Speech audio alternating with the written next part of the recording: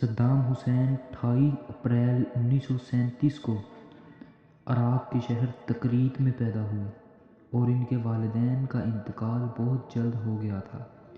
والدین کے انتقال کے بعد انہوں نے یتیمی میں زندگی گزاری۔ ان کا بچپن ایک مشکل ماحول میں گزرا، لیکن ان کی سیاسی زندگی نے انہیں عراق کے اہم ترین شخصیات میں شامل کر دیا۔ صدام حسین نے اپنی ابتدائی تعلیم تکریت میں حاصل کی اور بعد میں بغداد میں تعلیمی سلسلہ جاری رکھا اور علم حاصل کیا۔ ان کے تعلیمی دورانیے میں وہ ہمیشہ محنتی اور اپنے مقصد کے لیے پرعزم رہے۔ انہوں نے 1950 کے آخر میں عراق کی ایک سیاسی پارٹی میں شمولیت اختیار کی اور وہ پارٹی میں جلد ہی اہم عہدے پر فائز ہو گئے۔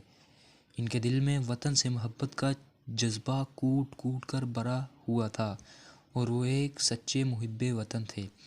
انہوں نے اپنے وطن کے بارے میں کہا تھا کہ ہم عراق کے بیٹے ہیں اور عراق ہماری مادر وطن ہے جس کی حفاظت ہمارے خون سے کی جائے گی۔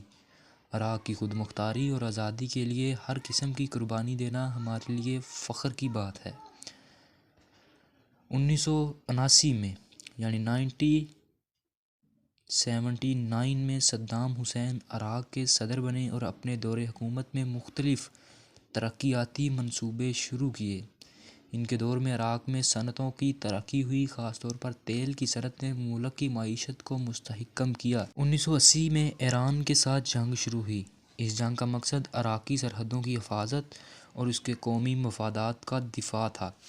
عراق کا دفاع صرف ہماری سرحدوں کی حفاظت نہیں ہے، انہوں نے کہا تھا کہ عراق کا دفاع صرف ہماری سرحدوں کی حفاظت نہیں ہے بلکہ یہ ہماری قوم کی عظمت، ہمارے وقار اور ہماری آزادی کا دفاع ہے، اور اس کا سب سے بڑا مقصد کافروں کے سامنے جھکنا نہیں ہے، ان کے سامنے کبھی بھی نہیں جھکنا۔ جنگ طویل اور خون ریز تھی اور دونوں ممالک کو شدید نقصانات اٹھانا پڑا۔ ان نقصانات کی وجہ سے جنگ پر ملک پر بہت ہی اثرات نافذ ہوئے، بہت ہی اثرات پڑے۔ اس جنگ نے عراق کی معیشت پر منفی اثرات ڈالے، مگر اس کے باوجود صدام حسین نے ملک میں استحکام قائم رکھنے کی کوشش کی اور اپنے وطن کے لیے ہر قیمت پر قربانی دینے کا عزم کیا اور قوم سے وعدہ کیا۔ 1990 میں صدام حسین نے مسلمانوں کو امریکی غلامی سے باز رکھنے کے لیے کویت پر حملہ کیا، جس کے نتیجے میں خلیج جنگ شروع ہوئی۔ عالمی برادری نے اس اقدام کی مخالفت کی اور 1991 میں عراق کو کویت سے نکالنے کے لیے امریکی قیادت میں فوجی کارروائی کی گئی۔ خلیج جنگ کے بعد عراق پر سخت اقتصادی اور تجارتی پابندیاں عائد کی گئیں، جس کے اثرات عراقی عوام پر پڑے، لیکن اس بار پھر صدام حسین نے عراق کو مستحکم کرنے کی بھرپور کوشش کی۔ جب امریکہ اور اسرائیل جیسی ناجائز ریاستوں کو اپنا وجود خطرے میں نظر آیا تو انہوں نے عراق پر حملہ کر دیا۔ انہیں ڈر تھا کہ مستقبل میں ان کی تباہی ان کا مقدر بنے گی، اس لیے انہوں نے صدام حسین کے خلاف ایک چال چلی جس میں عربی ممالک نے بھی ان کا بھرپور ساتھ دیا۔ صدام حسین نے عربی ممالک کے بارے میں کہا تھا کہ تم نے ہمارے ساتھ غداری کی اور ہمارے خلاف قوت استعمال کی، ہم تمہیں کبھی معاف نہیں کریں گے۔ امریکہ اور اس کے اتحادیوں نے 20 مارچ 2003 کو عراق پر حملہ کر دیا، جس کا مقصد صدام حسین کی حکومت کا خاتمہ اور عراق میں موجود ویپنز آف ماس ڈسٹرکشن یعنی تباہی پھیلانے والے ہتھیاروں کی تلاش تھا، جبکہ اس طرح کے ہتھیار وہاں نہیں موجود تھے۔ اس طرح کا ہتھیار کوئی بھی نہیں تھا۔ امریکی حکومت نے عراق پر یہ الزام عائد کیا تھا کہ صدام حسین کے پاس جوہری ہتھیار موجود ہیں جو عالمی امن کے لیے خطرہ بن سکتے ہیں۔ یہ دعویٰ بعد میں غلط ثابت ہوا کیونکہ عراق میں کوئی جوہری ہتھیار نہیں ملے۔ اس جنگ میں امریکہ کے ساتھ برطانیہ، آسٹریلیا اور پولینڈ جیسے ممالک نے بھی شرکت کی۔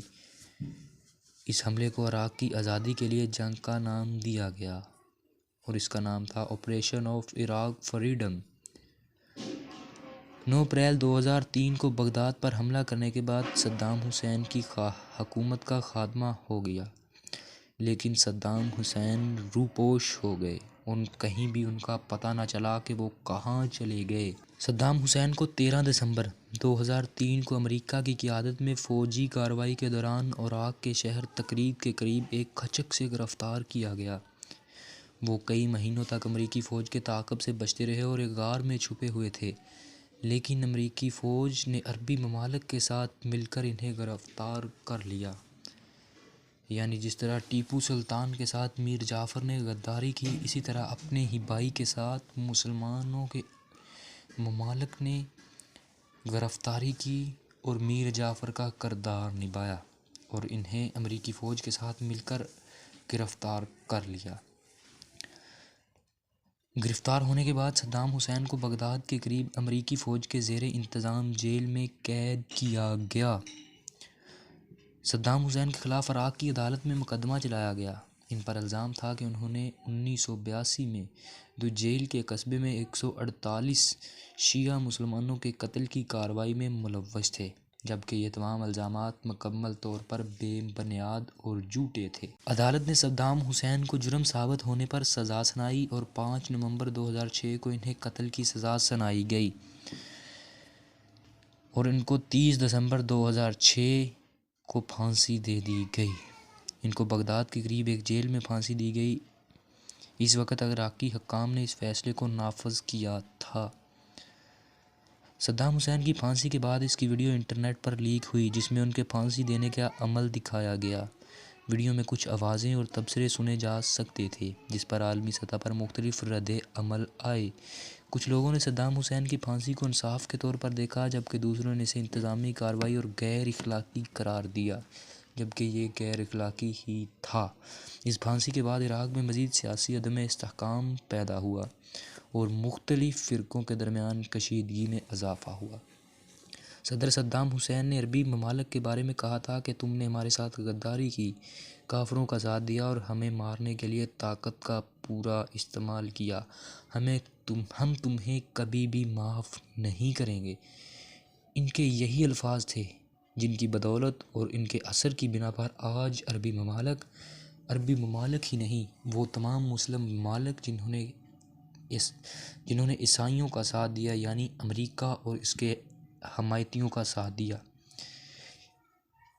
وہ تمام ممالک آج ان امریکہ جیسی ناجائز ریاستوں کے سامنے گھٹنے ٹیکنے پر مجبور ہیں۔